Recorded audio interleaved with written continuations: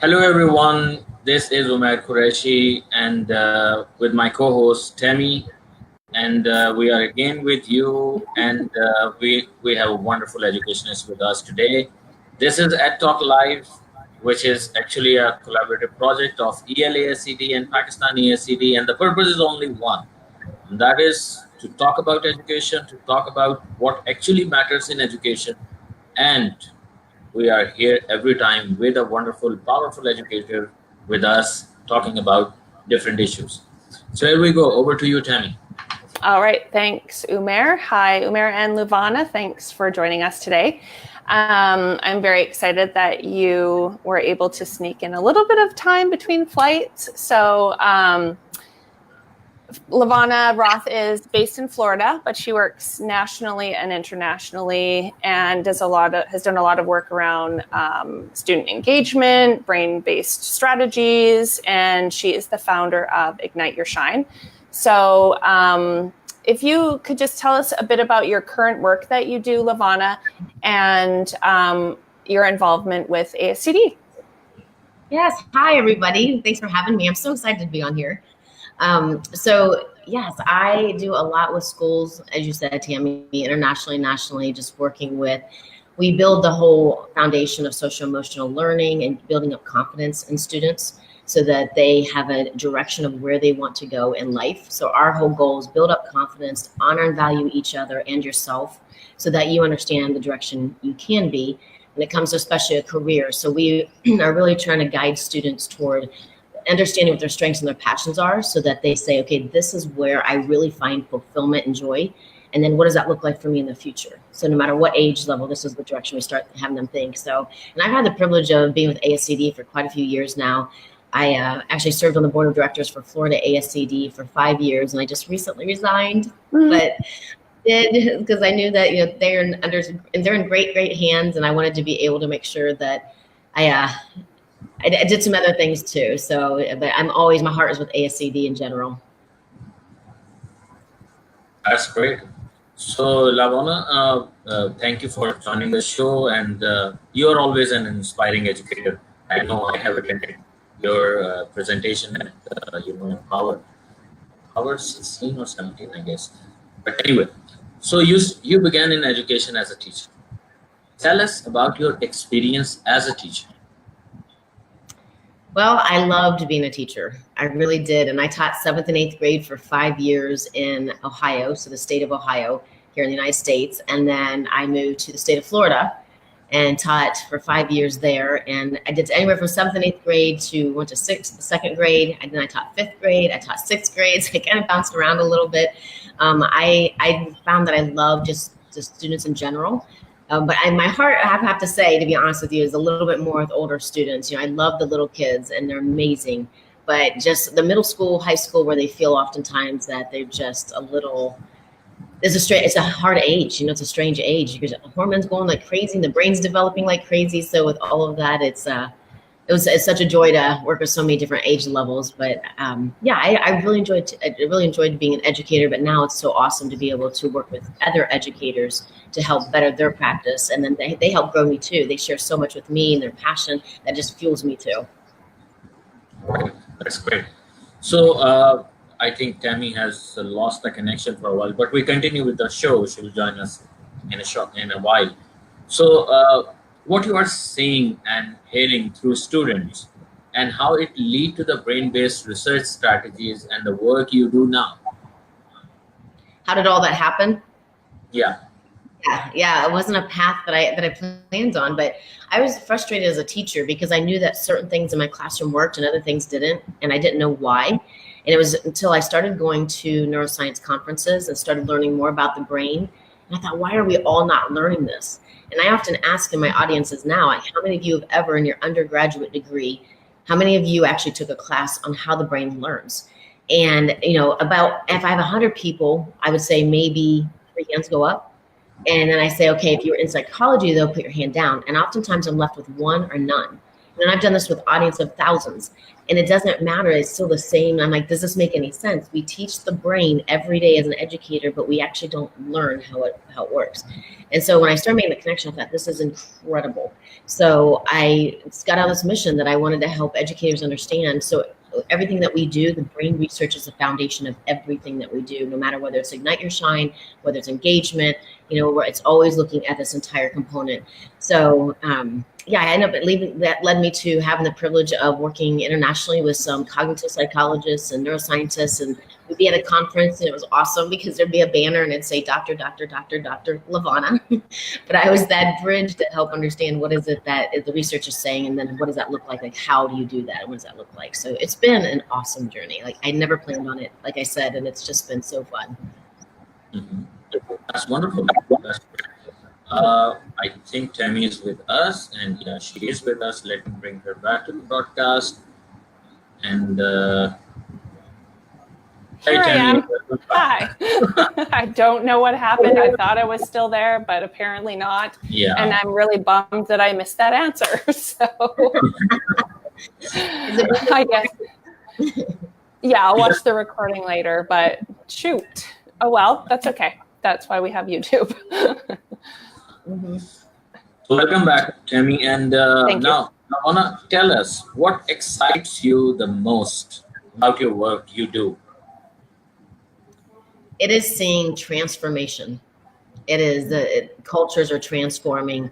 Students, the bullying is reducing drastically because I mentioned before that we're about honoring and valuing each other and yourself. And that's one of the biggest things that we're seeing is that, the mental health overall. And again, there are some extreme things with mental health that requires other work and other things involved. But there's so much that we can catch the spiraling of a mindset, for example, and teaching kids that have that belief. Because I often tell them that, I'm actually working with students this week, and I tell them that what you tell your brain believes. So when you say that I'm stupid, you believe you're stupid. When you say you can't do something, you believe you can't do something. So you're reinforcing those thought patterns. But I would say it's the transformation. I have a teacher in Georgia who I just had a chance to fly in last week, and I surprised her. She thought that her and her class thought they were Skyping with me, but I actually walked into the classroom. And it was the most amazing thing. And I talked to administration and her, and they're all just like, you have no idea what we're seeing. Like, they're going school wide with it next year because of the impact of what they've seen with one teacher. And she talks about how it wasn't just about the kids, how she has transformed in her confidence. And that just excites me to see that, because I think to me, it's the secret that we're missing is that we don't ever think about confidence, but confidence allows the brain to learn. When you're in a state of fear, it reduces that. It allows you to take those risks. You have the support of others because they also have some confidence. And confidence, I often refer to as the difference between confidence and arrogance, is they appear often in our society as the same, and people confuse the two. But when we talk about confidence means you also understand that you have weaknesses. You have things that you are not the best at, but somebody else does. Arrogance is somebody who often thinks, oh, I'm all that, and I'm better than you, and they have this whole arrogance. But in my own personal opinion, I wouldn't say this is true for everybody, but when it comes to arrogance, you're actually not arrogant. You lack the confidence. So you appear to be arrogant because you don't want others to know. And I think that's such a shame in our society to feel that way. So yeah, I can get on a roll because I get very passionate about all of this. Yeah, so go on. That's fine. It's always a joy to listen to you to talk about that, because you're so passionate about it. And I know that you're very inspiring to many educators. So it's really nice to see that you do hear back about the transformation. So can you give us you've been talking a little bit about Ignite Your S.H.I.N.E, but can you talk a little bit about the framework that you provide educators, students, and I know you work with people in business as well. So do you use a similar type of framework for across, or can you talk a little bit about that? Yeah. So Ignite Your S.H.I.N.E is the framework. I love that you use that word because we're not a program. To me, a program is lockstep. It's telling you how to do something, and this is exact order. And we have lessons, but I didn't even plan on doing the lessons because I didn't want it to appear as a program. But again, teachers were saying, okay, we hear what you're saying. We want to do this, but what does this look like? So to get that culture and language, philosophy, and mindset going, we said, okay, well, here's some lessons. But after this, it is up to teacher and students to move this forward in their school. Like, you have to adopt it and make this your own. So with a framework, I actually meant it for students. I meant this for teachers to go back and build it for students. But over time, I've had so many teachers come up to me and administrators and say, you have no idea how badly I needed this. And I thought, oh my goodness, like this is actually a human thing. So where I was coming in very narrow, it's actually so much more wide. And so we look at transforming culture through brain research and social emotional well-being. So that's our whole premise of what we do. And so with S.H.I.N.E, I'll go through the letters with you if that's okay. Sure. Yeah. Does that work? Okay. So yes, you have totally. All right. And I know, Tammy, you're more familiar with this, but when we look at the framework, it doesn't matter, whether you are corporate, whether you're with an entrepreneur in a small business, whether you're at the nonprofit, whether you're in a school, private, public, charter, magnet, doesn't matter. Is when you're looking at S.H.I.N E, the letters S, it stands for self. So we're looking at what are those strengths, gifts, skills, and talents. Because when I sat with 7 seniors graduating from high school, and I asked them, tell me what you guys are doing in 3 weeks when you graduate. This is so exciting. And they looked at me and they said, we have no idea. Yeah. I said, what do you mean you're graduating in 3 weeks? And I sat there and I looked at them, I said, we have done you a disservice if you have no idea what you want to do. And it doesn't have to be going to college, but we've done you a disservice. So I said to them, tell me what your strengths are. And they literally could not tell me. Seconds went by and they looked at me and they looked at each other. And one of them said, well, gosh, okay, well, did you have Mr. So-and-so for math? Because I didn't do very well at math. And that was so hard. And another teacher jumped in and said, well, I didn't have him, but math is really difficult. But you know what else I didn't do? And I said, wait a minute.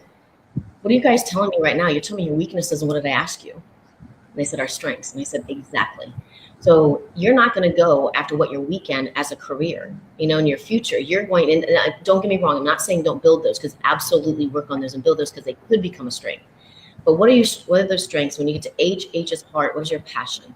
Right? So what really gets you excited about doing something? Is it the strategy behind something? Is it the creativity? Is it being able to care for someone? And so I recently started talking more about us being detectives as educators. So if you watch a kid and you look for their strengths, skills, gifts, and talents, and you look for their passions, there are clues in everything they're telling you of what they like and what they don't like. Those are all clues to be paying attention to. You can use that when you teach, for example, or if you're a manager in a company, you can use that to understand your employees better. Are they in the right fit? Could I possibly shift their role a little bit? What makes them passionate about something? Can I give them a role or something in particular that they can do that it really makes them passionate, so they're excited to come to work? Right? So that's the S and the H. I is inspire. So we have this package here, combination that's powerful. If you don't know how to stay inspired or how to inspire others, then we're not serving each other as humans. So how do you stay inspired? Because we all know that life is going to throw things that we never saw coming, right? Or we know that somebody's going to say things to us because oftentimes of jealousy, which goes back to the confidence piece. You don't have a reason to be jealous if you're confident. And understanding that I have strengths, I also have weaknesses, right? And they have that strength. That's awesome. I love that they have that strength, because together we are super powerful together. So I is inspired to work through all of those things that will be thrown your way. And then N is navigate, right? So what do you do with all the greatness I just talked about, right? What do you do with all of that? And so it might be goal setting. We talk about possible future careers, which is my wish in education, that our students are exposed and actually hands-on experience. And I'm working with 2 districts in Illinois that just multiplied to 4 when I showed up last month. But we're taking how do we build in careers earlier, and kids actually are out in the field and they're getting an experience of a career to be able to know what they want to do. So that's what navigate is more about. It's more of that work and that action. And then E is easy. E is exceptional. Because by doing all those things we just talked about, you're becoming the exceptional person that you were meant to be. And this is what I want. I talk to so many people, and I know even for my own personal self, how many times I tried to be somebody else, and that's part of want to belong as humans. Yeah. And that we will get students doing this, but it's also, it's okay to be who you are, be proud in who you are. And you don't have to be everything that everybody else is.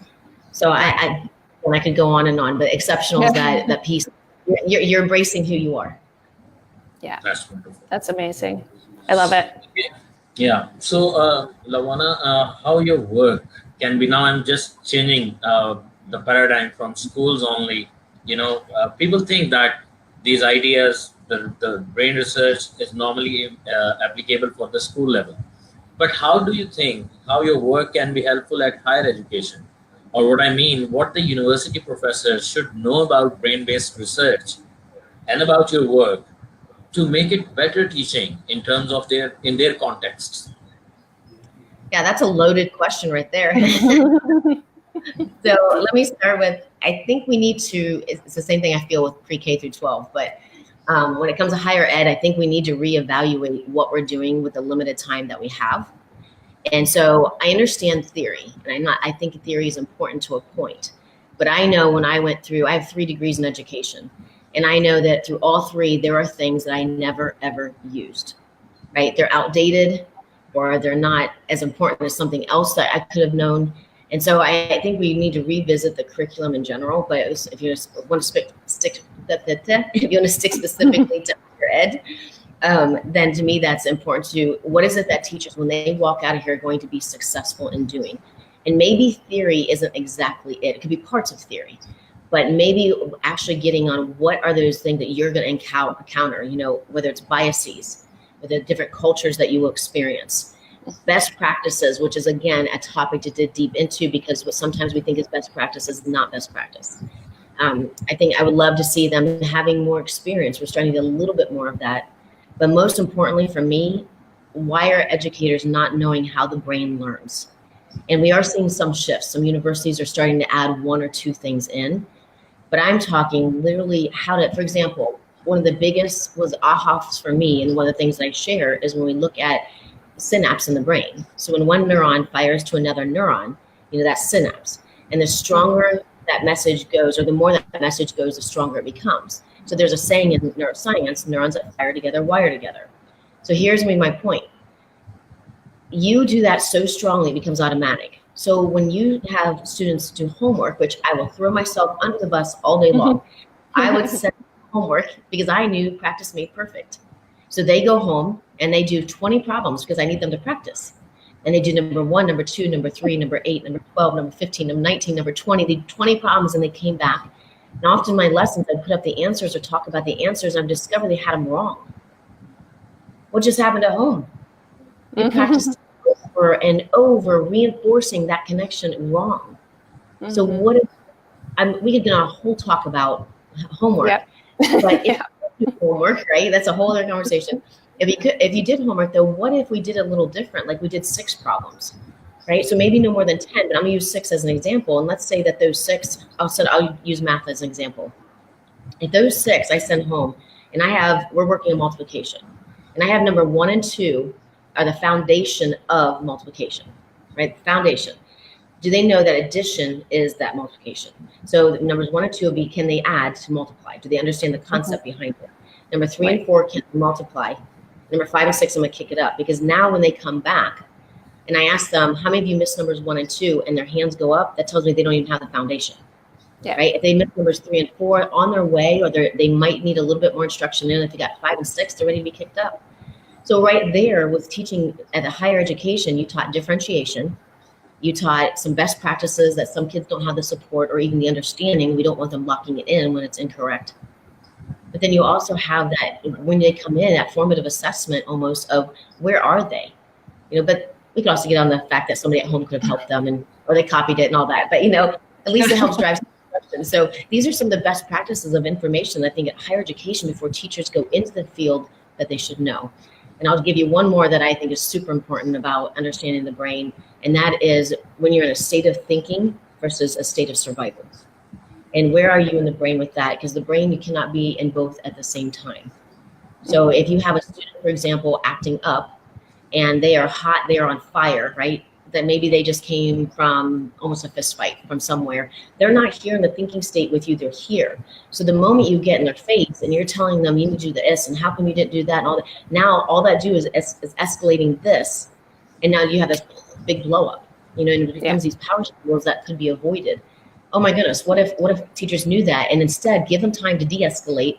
And then the second part of that is ask them questions, not questions on what were you thinking, why would you do that, how many times have we had that conversation, right? Not those questions, but questions that get them to thinking about something else, right? Because once you start doing that, you start shifting the brain into this. So it might be something like, okay, I gave you a card and I know right now, not a great time, but when you decide, or about 30 seconds, I'm gonna come back and I can't wait for you to tell me, you don't have to get up, but I want you to tell me where would you go in the room if you were to get up? because now they can't help but start thinking about that. So these are some of the things that I'm sure some are doing that. I would just love to see this more prominent at the higher education level for all. That's I great. agree. That's wonderful. Yeah. Before I move on to the next question, I would like to mention that the viewers who are with us, they can comment and they can ask the questions as well, and we'll try to pick up some questions, and we will continue with that. So, LaVonna, my next question is, you are doing great job, but what are some of the greatest challenges you face when you work with teachers or even students, especially when you are focusing on a message of positivity and strength-based learning? Yes. So I would say the biggest issue is going to be policy. So policies that are made that definitely go against, what a lot of people are trying to do in education to make it better. And, centering everything around a test. I recently published a chapter in a book. It's all called 10 Perspectives on Innovation in Education. And in there, I start pushing our thinking, and I just did this yesterday as a session too, but pushing our thinking on what we consider in education to be, I guess, the norm and things we've just kind of accepted and never really maybe even thought about it. And so my whole part is with policies, that's the biggest barrier we have, is that it is centered around a test, and it's one test. And in that chapter, I talk about the fact that if you look at someone having a job, and you look at a job, even that career changes multiple times over a span of, let's say they work for 45 years, and there I actually do the math, I don't have it memorized, and there I actually do the math of how many times, like even if they were like an attorney, they might take maybe 16 tests throughout their entire lifetime. But we center education completely around a test. And in all reality, that's not reality for the world. And I understand accountability. I'm not talking about any of that. I understand like we have to have some kind of, holding people up to where are our students, where are they headed. But the test itself is flawed. So policies is a big issue. How do we change it and allow the freedom of educators who are professionals and have been trained to do these things, to allow them to make the best choices for their students in their school and their classroom. I would also say one of the other challenges is some old thinking. Whether it's been, this is the way it's always been. Mm-hmm. Why do we need to change? It's always, well, I did fine in when I was in school, so they're fine where they are now. I'm fine. I don't see right? There's no need to change. So old thoughts can be a part of that. And then sometimes I come across, and it's not that often, I come across, well, we're already doing this, right? Or I already know this. This isn't anything new. And my thoughts with that is, it may not be anything new, but my question is, are you implementing it? Right. You may know it, but it doesn't mean you're implementing it at a level that it should be implemented. So, or I already know this, those kinds of thoughts. It's just some of those get a little hard in our ways, and we think that, I'll go back to, I remember years ago, I heard at one point that 17% of people have a master's and less than 1% have a doctorate. And I was like, what? There's no way, because I know so-and-so and so-and-so and so-and-so and so-and-so. But then it hit me that that's because it's who you're around, right? You're around educators who have to have degrees. Right. It kind of blew my mind. So I think sometimes when we hear things, we think, oh, well, everybody knows this. Everybody doesn't know it. It's been our little world. We know it. So, I think if we could just get through some of these barriers and just be more open-minded. And again, we have many educators who are, but I know for me personally, I have my own biases or my own thoughts that's why I love talking to other educators and pushing thinking, because I'm like, I never thought about that, because I live in my own little world too. Even though I try to get out, I still have that our little home base of being comfortable. Yeah, I definitely agree. That's kind of, it just made me think about, just some of the writing that I think about doing. And I'm like, well, I don't need to write about that because people already know this and whatever. So what's the point of me writing it? But they haven't heard it from me in my experience. So, it really puts us to think about, we might know something, but someone else doesn't. And it's all part of our reflecting together and thinking, pushing ourselves to be better in our profession.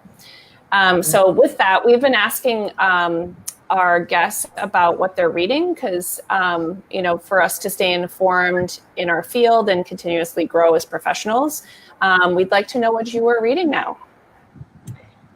So I tend to read actually non-education books a lot. Because I work so much directly with educators and my circle is educators. So I talk to them, and we have a lot of conversations. And I do have education books, obviously, that I'm reading. Yeah. But right now I try to expand beyond that too, to bring some enlightenment in, because I think the world's crossed so beautifully. Corporate, for example, can use what education is doing and some of those best practices. Education can use some of the businesses' best practices. And so I love to see all that. But I listen to podcasts most, but I would say if I were to say some books, the two that I've listened to, or the two that I've been reading more, and I do listen to a lot of books at the same time. But I'm going to say Elizabeth Bostwick has one that's called Leap Effect, and it's a lot about innovation and such. Now I'm going to give a disclaimer. Ignite Your S.H.I.N.E is in the book, so I'm going to give the disclaimer that I thought in there. That's not why. I think she really brings a lens and a lot of perspectives from so many different people that it enlightens you in so many ways and gets you thinking about, because we had this conversation actually not too long ago, that innovation, when you think, revamping everything and starting everything, but innovation is, and you think that, well, at first I have to get my classroom management in order, but maybe the innovation is the way you get your classroom management in order, because you're being innovative and more challenging, those kinds of conversations. There's one also, I'm trying to think of the author right now. The book is called Heart, and it's published by Solution Tree.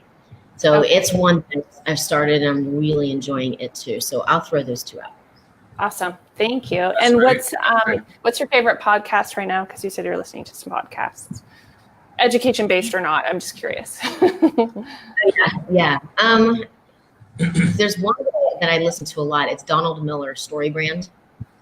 And so he is corporate, but I think schools could really listen in on it. It goes back to, how you, at least for a while, I don't know that still is as much about, but you have to brand who you are as a school, and really let people know what you're about. Story Brand he has looked at movies and broken down movies of why are movies successful, and he's found 7 parts. And he's also, that's his whole background too, though, is looking at stories. And so he breaks down the steps. And I think it's fascinating. I think it's a model in education that we could actually use with teaching lessons, because we all get hooked into a movie, and he tells you why some movies you want to walk out and some you want to stay. Well, some lessons kids love and some they don't. And I think there's just some meat there too that could cross over. Yeah, that's a great connection. Thank you, LaVonna. Before we move on, Tammy, I just one question. It's randomly popped up, and I'm curious about one thing. LaVonna, you have worked with different people and different states and different cultures even. When you talk about this brain-based learning, and it apparently the theory appeals everyone, and you feel excited when you think about your own brain and you think about the brains of the students and how they work. You said the policy is the major issue, the major challenge. When you talk to the educators and when you tell them how it works and how it should be inculcated in the curriculum and how it should be taught and how the practices should change, what is the first reaction that the educators give you in terms of when you ask them to go back and start trying these things back in their classrooms? What is the first challenge they tell you? Actually, the first thing is a reaction is actually not a challenge. The first reaction is, oh my gosh, yes, how do we do this? And then their reaction goes to, okay, but wait, how do I fit this in? And so especially when it comes to lessons, and I'm like, it's not about fitting in. Like, yes, if you want to do the lessons, you obviously have to find time for that, but it's been, they're creative figuring out how it goes in, but it's because it's embedded in what you do. It's your philosophy and culture and your language, and it's how the mindset is a moment to moment practice. It is one that you have to embed in. So I think the challenge can be sometimes is getting a little bit more into really understanding some things. So for example, the language that we use with kids, if I said to you, for example, what we're about to do is going to be a struggle. Or I said to you, what we're about to do is going to be a challenge. You have 2 different feelings, most likely, with what I just said. 2 different things. One of them was negative and one was positive. There's only one word I changed, and that was the word struggle to challenge. Right? So it's literally being aware that the brain picks up on all this. If I say, okay, this is going to be hard work, the brain hears, hard work. you know. So I think, it's people get so excited about this and they want to do it. The challenge, I would say, if they're going to say a couple of challenges, one is administration on board with this, which is why I ask, highly recommend, as in you need to be there for administration to be there. But most of the time administration has already seen the talk, they know about Ignite Your Shine, and they're willing to bring that in. But the second piece I'll say is if they feel like, how do I do this? And they feel like it's another thing on their plate, is that go back to the core of what are some of your issues in the classroom. What are the challenges, whether it's kids learning, whether they're blowing up and having power struggles, they're coming in tired, the engagement level is low. What are those? Ignite Your Shine, the whole acronym of SHINE is built around addressing those things. If you're finding a way to connect a passion with a kid, how do they not get engaged with that? And when you start looking for clues, you really have to know your students. So something I'll share with you that I said to them yesterday in the session, because I had them think of the best school ever. And they brainstormed. I mean, we're talking swimming pools, we're talking massage chairs, Starbucks in the lounge. They went all out, and right? Doesn't sound, I mean, sign me up, yes. So they went what the school looked like, and natural light, and there was so many, everybody's brainstorming. And then I said, so how are you gonna do this? And they're like, we can't do this. And I said, why can't you do it? Well, because funding is an issue, and this is an issue, this is an issue. I said, all right, well, do me a favor. I had them go and I had them star everything they could do within the next year. And then they put a triangle beside a caution like triangle to say, this would take a lot more time and I don't even know if it's possible. And then I said, okay, now look back at your stars. Which one of these could you do within the next year for sure? You will do it. And I said, now some of you are going to say there's no way to do this, right? Because you're still thinking, oh my gosh, the time, we'd have to modify this. But my question to you is going to be, how can you if you must? How can you if you must? Because how many times does a demand come down from state level, federal level, your country, whatever it may be, that you are told you have to do this, and you're thinking, we don't have time, we don't have the resources, we don't have the money, but you make it happen because you have to. So in order to make shifts in education, getting through that challenge, you asked me about the challenges, is getting through some of that thinking to blow that wider open to say, how could we if we must? Awesome. That's great. That's great. All right. Yeah, I think, we are getting close to your departure time, LaVonna, and we're wrapping up the show. So I want to thank you very much for your time and your thoughts and your heart, because it's always in the right place. And we always end the show with a quote. And I thought this one, let's see if you can identify who said this. It's not about what you can't do. It's focusing on what you can do. That's the shine you have. And that's how you're going to change the world. Who said that, LaVonna? It was such a powerful quote. And I was like, I'm not going to find someone else's quote that is related. I'm going to find a quote by you because it makes sense to end the show with your own quote. So I want to thank you very much for your time. And I always look forward to having our chats and seeing you at the next conference and wherever else I can. So thank you for your time. No, thank you, LaVonna. Thank you, Tammy. Thanks to the people who gone early on. Yeah. Well, and before we leave, I would like to tell the people who are with us today, we had issue on Facebook as well. Worldwide, it was a problem. But this show will be available on our YouTube channel. Subscribe for the channel, LaVonna. Yes. Do subscribe for it. Right. And share the link with your followers. And we are here to bring more voice of the educators to everyone. Thank you once again. Thank you, everyone. Have a good day. Thank you. Bye.